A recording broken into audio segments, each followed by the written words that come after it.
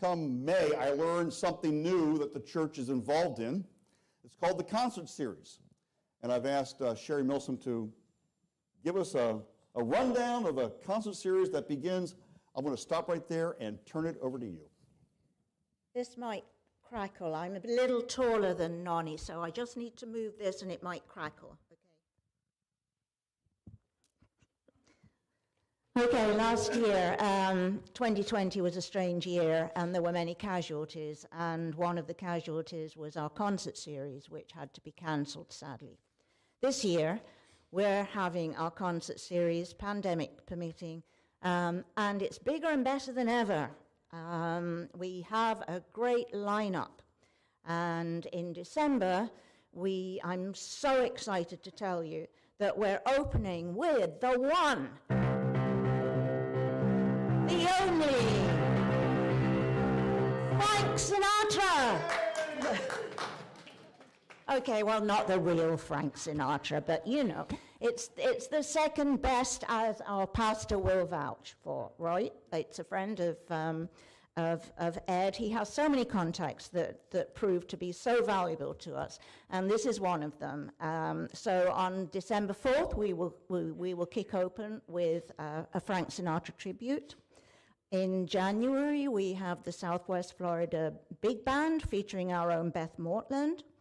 On February 12th, Erin Abu will have all the ladies swooning in the aisles, I tell you. Just look him up on Facebook or Google and you'll see what I mean.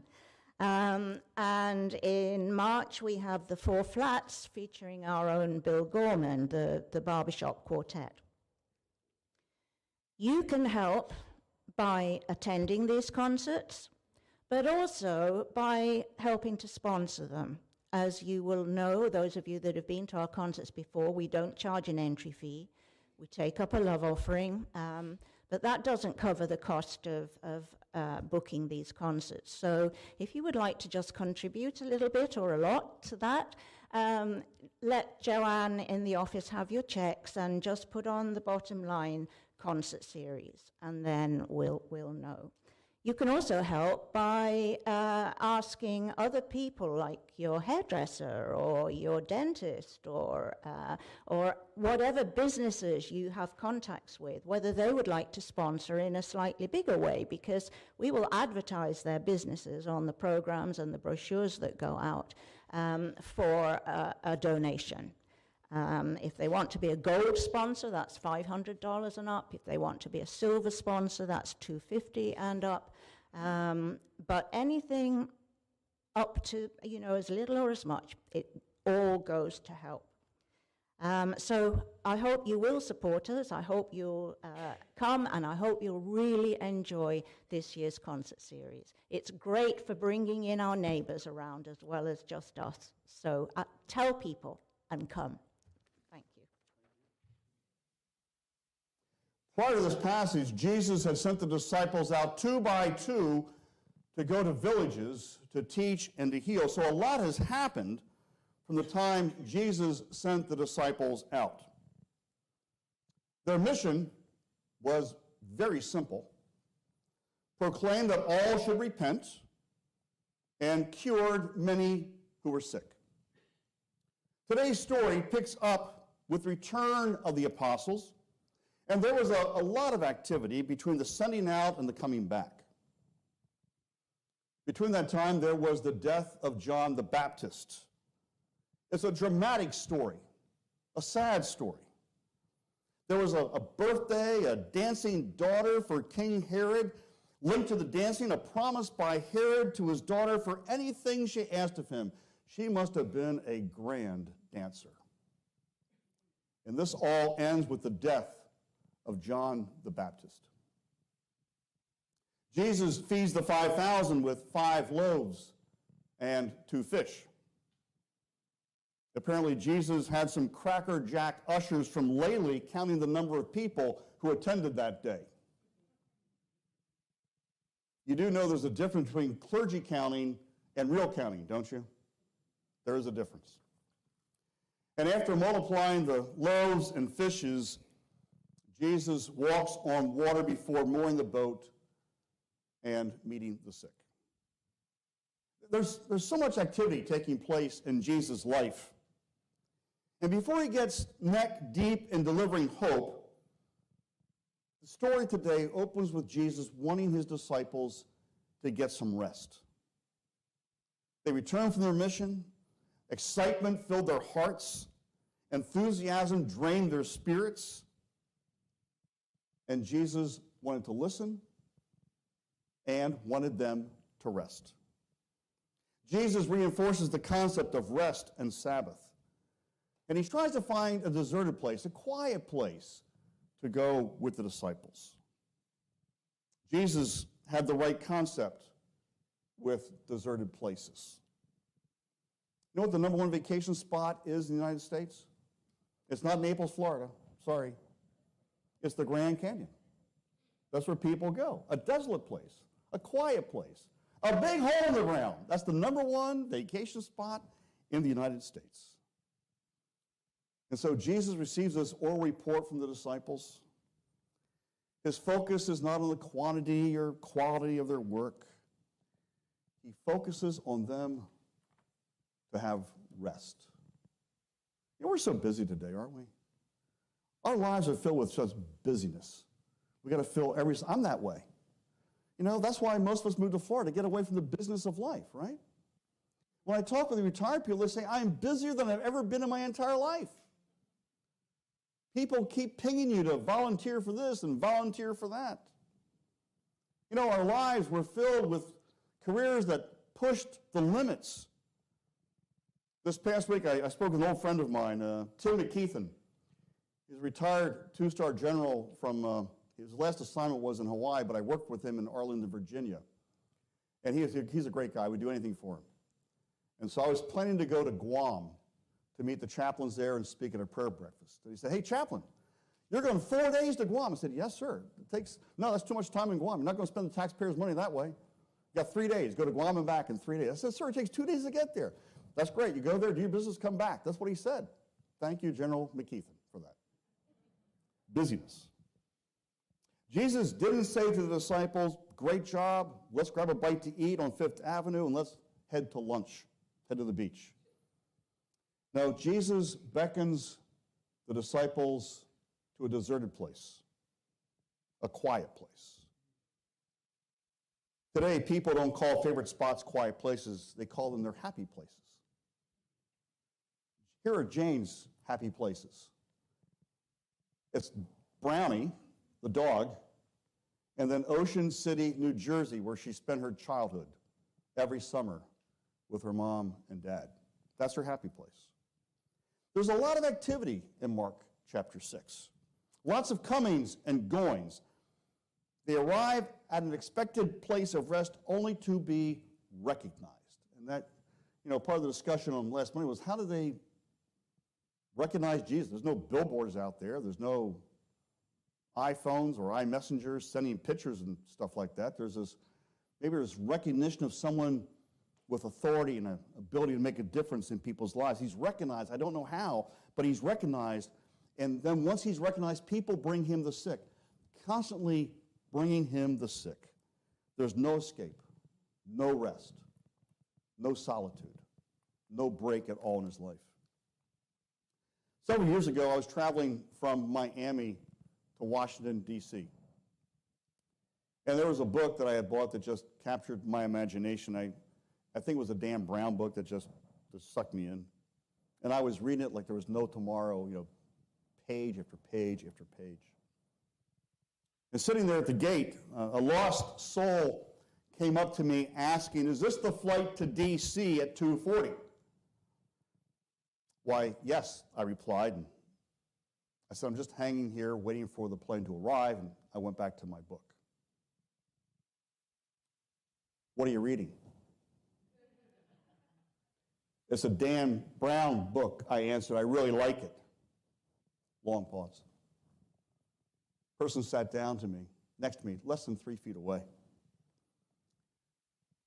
Then they asked, what do you do? I wanted to say I sell life insurance. I got a great policy for you. or I sell used cars, but my honesty and integrity took over, and I said, well, I'm a Presbyterian minister and I'm an Army chaplain. I said, what took you to Miami? My grandmother died. I closed the book, put it down, and for the next 45 minutes, listened compassionately to a person's life who was torn up about someone who had died who meant a great deal to them. Opting for compassion,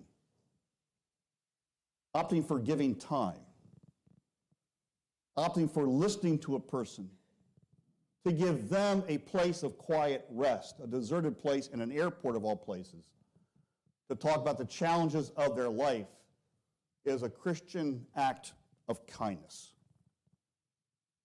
You do it for a stranger, you do it for friends, but you do it. You know, clergy aren't the only ones who experience that diversion in their lives, or intrusion, or chipping away of personal time. We all experience it. And what's our response? 9 times out of 10, our response is compassion. We are good people. We care about the human condition. Now, the word used by the gospel writers to describe compassion, it's a word that comes from the gut. The Greek word for compassion is splagnitzomai. It comes from deep inside of you to say that word. It means to be moved to pity in one's inward parts. Compassion. There are moments that move us. You know, when the commercials seeking aid for abused animals comes on, I got to leave the room. I do. I see abused animals, it sickens me, it makes me angry. I hear about abused people. Women and young girls being trafficked angers me. In addition to triggering anger, it triggers compassion from the gut for people caught in modern-day slavery. Splagnitzomai, from the gut. It moves our inner parts. Compassion.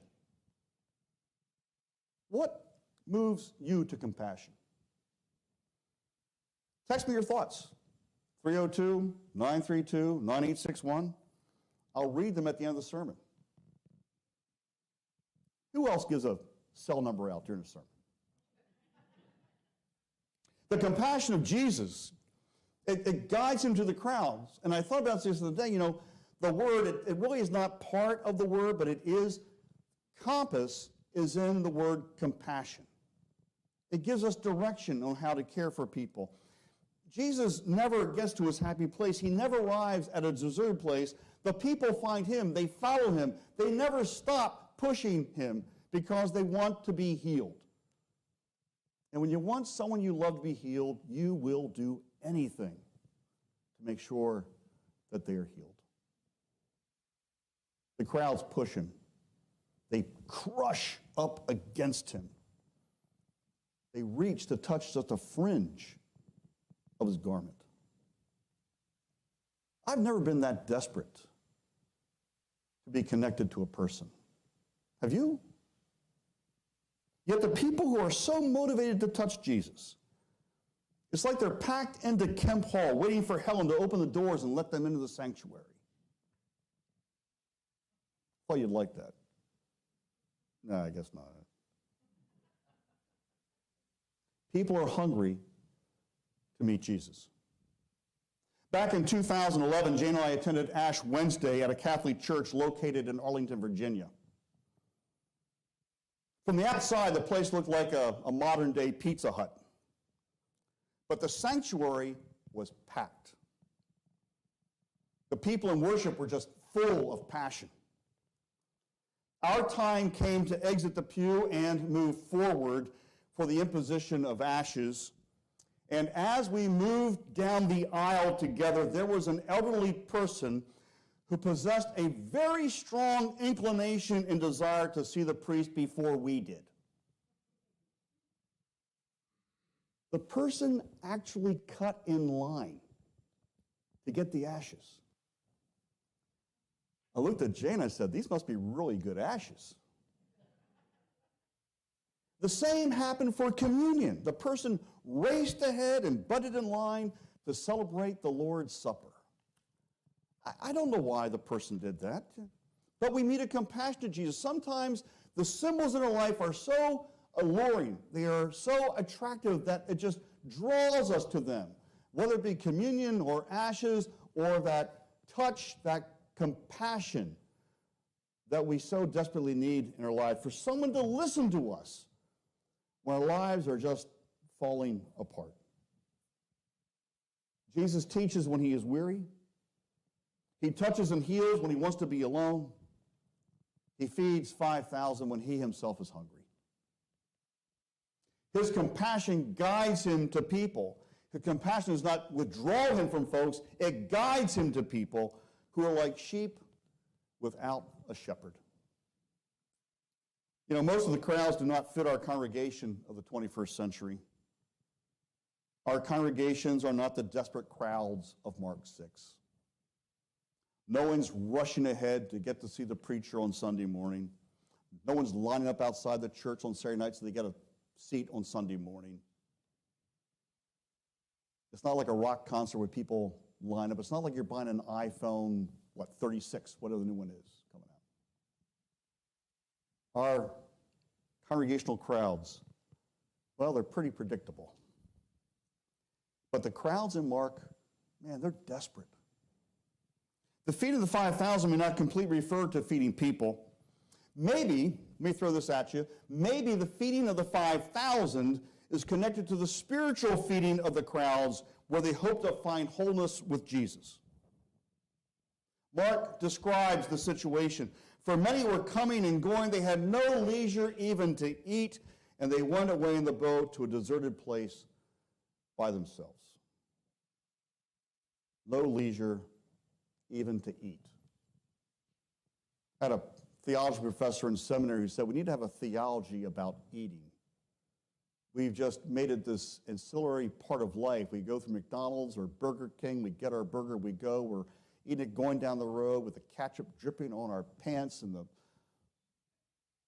napkins on the side car and all that stuff. The sense of a sacred meal, knowing that we ourselves did not prepare that meal, but was given by the grace of God, God's self, is something to be thankful for, because when we break bread with other people, it is a sacred moment of fellowship. And we have diminished that to just a quick, happy meal and not a holy meal.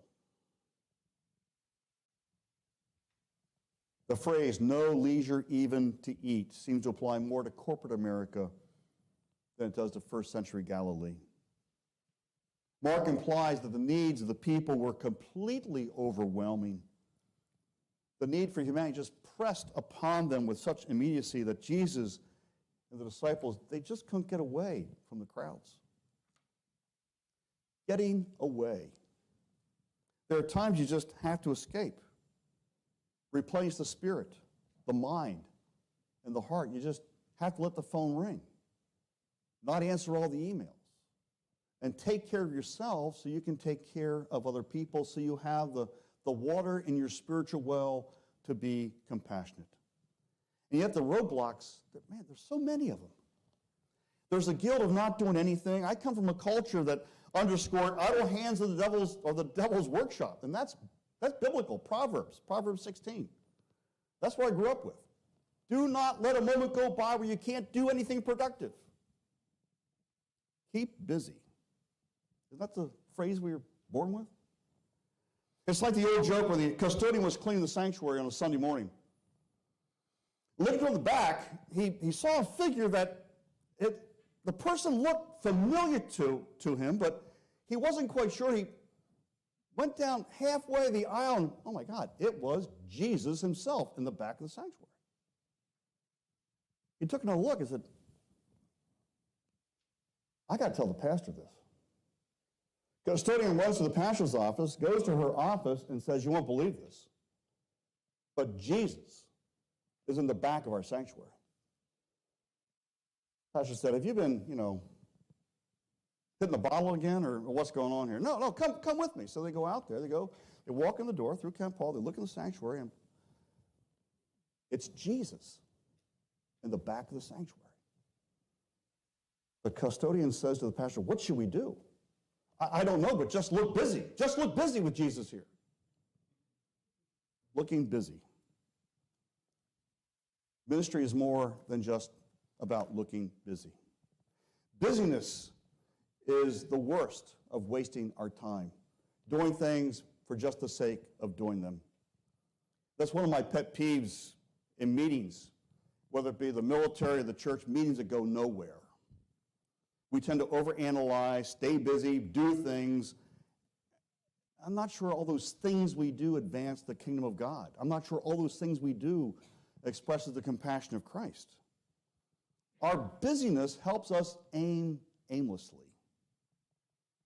On the other hand, the compassion of Jesus gives us direction, compassion for the elderly, compassion for those who mourn, compassion for the lonely, compassion for people who are like sheep without a shepherd. The folks of Mark were so desperate for wholeness and healing. Let me just touch the fringe of your cloak. They wanted to be made whole. Lately, Presbyterian Church is like an extension of Jesus' cloak. People seek to touch something or someone that assures them of care. Touch is so important in life. The touch of the hand. The touch of a fringe of Jesus' garment. The holding of hands. The presence of someone who just cares and is full of compassion. Compassion guided Jesus' ministry. Compassion guided the disciples. Compassion guides us. Compassion prevents us from aiming aimlessly in life. Let me just talk about a couple. What moves you to compassion? A lonely person. Someone's personal loss. I feel compassion when I see people who are not being treated nicely or bullied. It brings something out of us, that splagnitsomai, that from the inside of us, that causes us to be compassionate. Let's pray. Holy God, send some companions who can look in a pained face and not turn away, who can look at bruises and scars and not pull back, who can hear anger and rage and not run away, who can touch a fragile body with tenderness and not pity, who can stay through the dark nights and shadowed days. Holy God, touch us and use us to be the neighbor, the friend to those in need with compassion. Amen.